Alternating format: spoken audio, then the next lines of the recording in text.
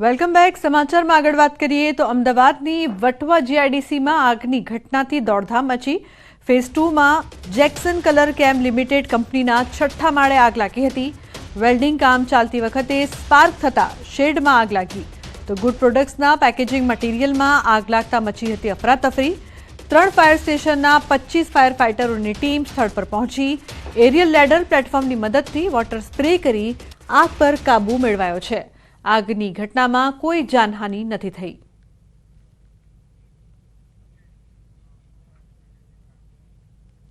અન્ય સમાચાર દ્વારકાથી. ખંભાળિયા પાલિકા બની માલામાલ. દેવામાં ડૂબેલી પાલિકાને કરોડોની આવક થઈ. પાલિકાને 8 કરોડ 88 લાખની આવક થઈ છે. શોપિંગ કોમ્પ્લેક્સની હરાજીથી થઈ છે આવક. પાલિકાએ 12 દુકાનની હરાજીથી આવક રડી. જામ ખંભાળિયા નગરપાલિકા દ્વારા જોધપુર નાકા પાસે બનાવવામાં આવેલી જે 12 શોપિંગ કોમ્પ્લેક્સ હતી એમની સરકારની મંજૂરી લઈ અને આજે હરાજીનું કાર્યક્રમ આયોજન કરવામાં આવેલું હતું. આ હરાજીમાં નગરપાલિકાને અંદાજિત 8 કરોડ 88 લાખ જેટલી આવક થઈ છે. તો ભાવનગરના ઘોઘામાં લાખોના ખર્ચે બનેલો કમ્યુનિટી હોલ બની ગયો છે અસામાજિક તત્વોનો અડ્ડો. 6 વર્ષ પહેલા 24.30 લાખના ખર્ચે બનેલો કમ્યુનિટી હોલ ઉદ્ઘાટનના અભાવે ખંડેર બની ગયો છે.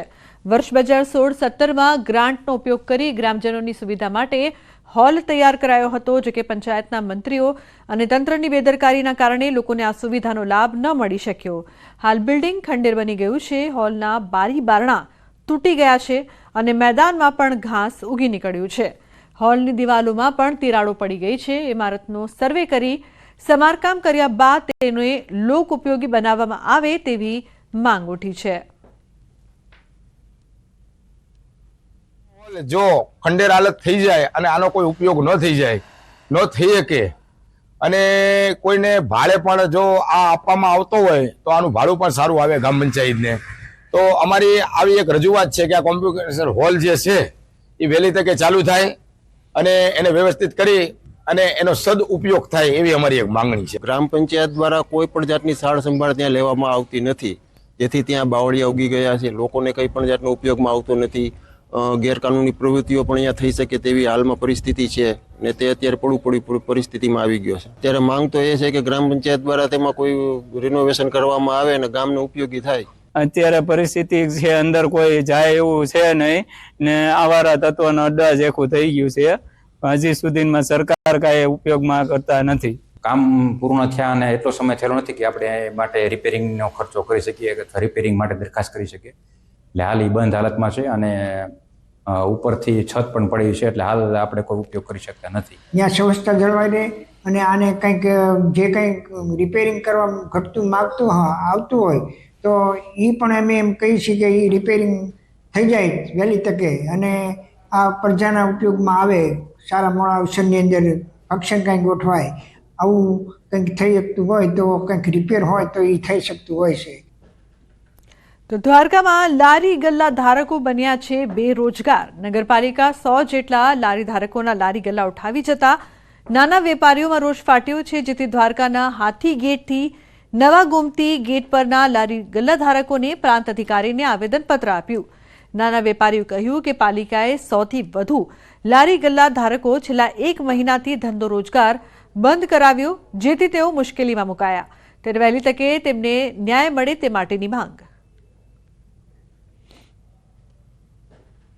નાના ધંધો કરીએ છીએ, બધેના ઘરનું ગુજરાન હલાવી રહ્યા છીએ. બધે સાહેબ કોકે બેંકમાંથી લોન લીધેલી છે, કોકે બીજા આગળથી પૈસા લઈને ધંધો કરે છે. રેકડીઓના સાહેબ હપ્તા ચાલુ છે. અમે અમારા ઘરના ગુજરાન હલાવીએ કે અમારા છોકરાઓને ભણાવીએ સાહેબ, શું કરીએ? બીજા નંબરમાં અત્યારે અમારો સાવ ધંધો બંધ કરી દીધો છે. તો મેઇન બજારમાં સાહેબ ધંધા ચાલુ જ છે, બરાબર. એ દબાણ નડતું નથી. ગઈ 26/12/2024ના રોજ નગરપાલિકાના કર્મચારીઓ અચાનક આવી અમને તમામને લારી ગલ્લા બંધ કરાવેલ અને અમુકના સામાન પણ ઉપાડી ગયેલ છે. તો છેલ્લા 10-12 વર્ષથી અમે અહીં વ્યવસાય કરીએ છીએ અને અમારા નાના માણસો બાળકોનું ગુજરાન ચલાવે છે. આવી રીતે અચાનક જો ધંધો બંધ થતા અમે બધા મુશ્કેલીમાં મુકાઈ ગયા છીએ. તો વર્ષ 2036ના ઓલિમ્પિકના આયોજનને લઈને કેન્દ્ર સરકારે આદરી છે તૈયારી. ગાંધીનગરના દહેગામના લબાડ ગામમાં રાષ્ટ્રીય રક્ષા યુનિવર્સિટી ખાતે 4 દિવસીય કોન્ફરન્સનું આયોજન કરાયું. તારીખ 27થી 30 જાન્યુઆરી દરમિયાન પ્રથમ આંતરરાષ્ટ્રીય ઓલિમ્પિક રિસર્ચ કોન્ફરન્સનું આયોજન કરાયું, જેમાં કેન્દ્રીય મંત્રી મનસુખ માંડવિયા અને ગૃહરાજ્યમંત્રી હર્ષ સંઘવી હાજર રહ્યા. આ પ્રસંગે મોટી સંખ્યામાં મહાનુભાવો પણ હાજર રહ્યા, જેમાં ઓલિમ્પિકના આયોજન અંગે વિવિધ વિષયો પર ચર્ચા કરવામાં આવી.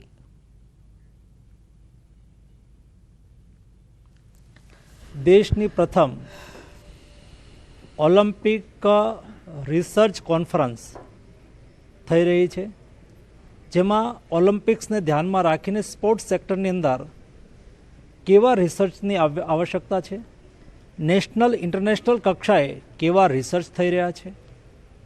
વિશ્વના 60થી વધારે દેશો આ કોન્ફરન્સની અંદર ભાગ લઈ રહ્યા છે.